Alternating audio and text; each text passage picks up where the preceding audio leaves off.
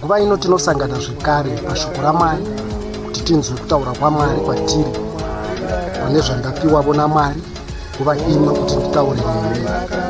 Musoro weshinyaya wandinayo nhasi unoti who do you hear, who do you see? Unonzwa ani, unoona ani?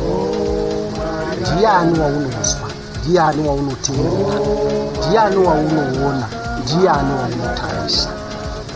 Tichaverenga kuna Mateo chapter 14 verse 27 kusvika 29.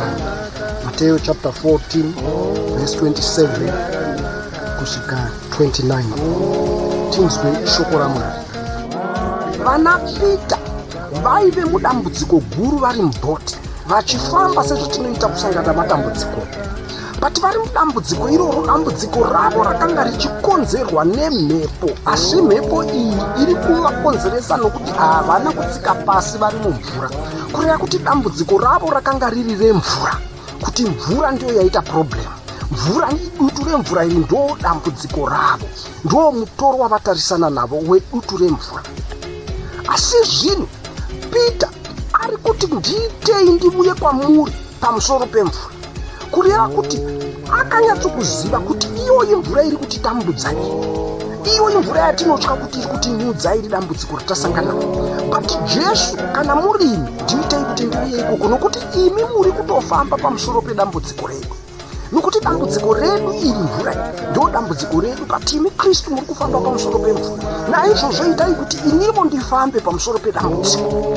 Saka Jesu vakamutibvira, ngatizivei watinotaura naye, ngatinzwei inzwi reanotaura nesu, ngationei watinofanira kuona.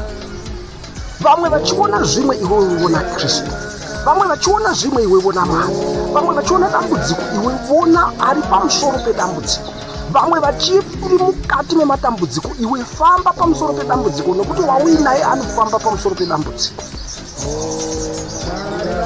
Saka iwe unonzwani, iwe unoonani, iwe unoteererani, iwe unotarisani, fokasi yako iri panani? Iri pana Jesu, iri padambudziko, iri pana Jesu, iri pamvura? Mwari vakubatsirei, Mwari vatiitire zvakanaka. Baba vangu, ndinoda kutenda ine shoko renyu renguva ino. Baba vangu, ndinoziva kuti irori shoko diki, ndinoziva kuti umwe ramubatsira, nokuti vanhu vachaziva wakutarisa, vachaziva wokuteerera, vachaziva wokunzwa, uye vachaziva wekunamata. Mwari vatiitire zvakanaka muzita raJesu. Amen.